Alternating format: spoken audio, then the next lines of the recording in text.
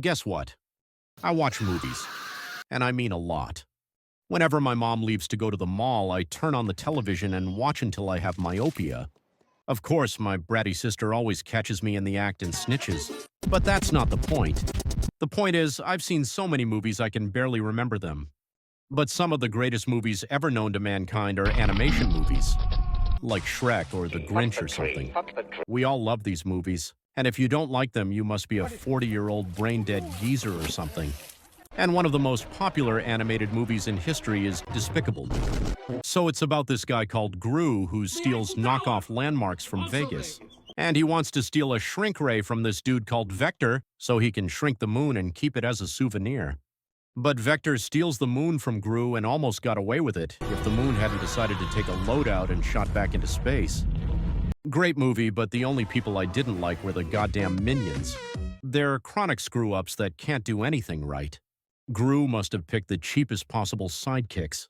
But overall, this is a pretty good movie. Moving on, we have Shrek. So it's about this ogre that likes to violently massacre humans. So this local king who looks like Markiplier sends him on a quest to kidnap a princess, and in return, he doesn't pierce an arrow right through his head. So Shrek tells Donkey if this quest goes wrong, they're both dead. So they rescue the princess in the least charming way possible and run out before the dragon skewers them. And it turns out Fiona's singing is so bad it caused a bird to blow up. Anyways, Fiona gets returned to Markiplier and they were about to get married when Shrek gets the cheesy true love feeling. So he crashes the wedding. Markiplier tries to stop him, but then the dragon popped her head in and gulped him down. So Shrek marries Fiona and Donkey marries the dragon, only for him to become a sandwich later. Moving on, we have Megamind.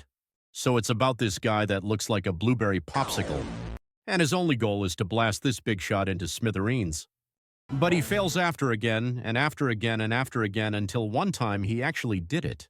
And now that Metro Man was dead, there was nothing stopping Blueberry Popsicle from taking over the city. But he got bored of being king, so he decided to create another superhero so he could kick his ass again. And he picked a relatively nice guy, but when the nice guy got superpowers, he basically became a psycho.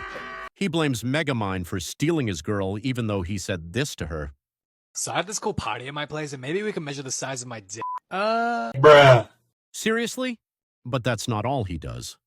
He literally kidnaps her and drops her from 5,000 feet in the sky intentionally only so he could rescue her. Yep, that totally looks like someone who's having fun. Then he eats her over a car and throws her all the way over a building.